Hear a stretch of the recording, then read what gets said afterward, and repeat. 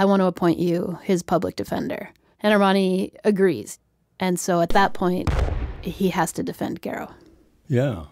So this is reporter Jim Tracy again. Armani decides to elicit a man named Francis Belgi. We skied together. His friend. Our families picnicked together. To help him with this case as co-counsel. Because I felt I needed support. Belgi was the top criminal defense lawyer in central New York. I needed someone with brains and guts.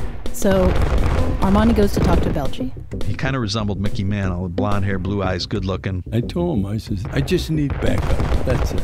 He's like, no. It was a lose-lose case. There's no money in it. You know, the prosecution had 3 eyeball witnesses. They had his car at the scene of the crime, and they had his 2-week flight. He was guilty. And I said, come on. I'm not going to try to prove he didn't do it. I wanted to go on an insanity defense. Maybe Garrow murdered this kid. But maybe it was because he had temporarily gone insane. Maybe he's crazy. He really believes this. I'm telling you about my theory. And on top of that, Armani tells him, I said, this is going to be a big case. If we pull this off, we're made. It would take Belgi a while, but eventually... He says, I'm in, Frank. Now we're into late August 1973. So we went up to the hospital. When they got there, they went up to Garrow's room, up on the 5th floor of the hospital. Police are standing guard. They walked into the room. I hadn't seen him in a while. And we greeted each other and we talked. And just to picture this, Jim told me that the room they put Garrow in was what he described as a training observation room, which meant that it had this big window that ran alongside Garrow's bed. So they could keep an eye on him. And the cops are stationed right outside, just watching. And according to Jim, and I should say I've heard differing accounts about this, but apparently the cops had brought in a lip reader to try to see what Garrow was saying. Wait a second. I don't think you can do that, right? I mean, that's not legal. Yeah, I think that's probably not okay. But from the cops' perspective, they think that he's involved in a recent murder and a missing girl. And they think that girl could still be alive. So they want to know absolutely anything they can that's going to get them closer to solving that murder and finding that girl.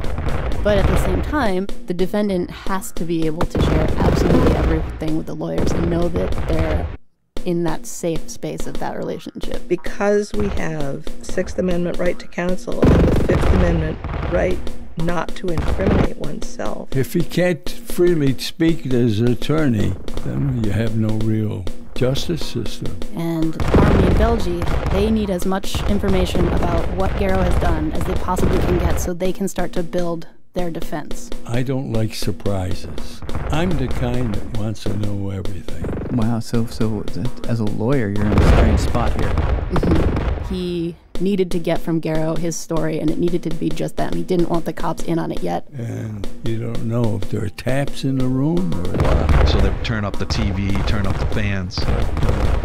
He was playing games, you know. He'd talk basically about anything but the cases. Kept saying he couldn't remember, he couldn't remember. And they're trying to convince him, like, you've got to talk to us if you're going to have any shot. It's like a lynch mob out there. The police pretty much have him cold. There's witnesses, and Garrow knew he could be going to prison. He could be going to prison for a long time. Maybe 25 to life. And pedophile in prison? You have to be careful. Things can get rough. But they tell him, if you talk to us, maybe we can get you... Not guilty by reason of insanity. That was our only defense. To help get Garrow into a mental hospital instead of a prison. That was the goal. So we have anything to say. Say no. It took several conversations to get Garrow to this point. But finally... Garrow poured his soul out. At this point, it was just Belgi in the room.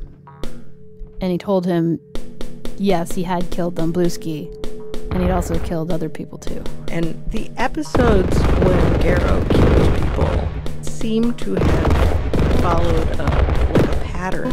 He would get these intense headaches and, become psychotic and do horrible things. When it came to the details, he tended to not remember. Then Garrow mentions 2 particular girls who were then missing and whose parents had no idea where they were. 21-year-old Susan Petz and another girl, 16-year-old Alicia Hawk. Susan Petz was from Chicago. She's the girl I mentioned earlier. Cops were already looking for her, hoping that Garrow might have some information. Earlier that summer, her boyfriend had been found murdered The two of them had been camping, and Susan had been gone ever since. Alicia Hauk, she was a high school girl from Syracuse. She had gone missing just a couple of days before Susan. Everybody thought she might have just run away.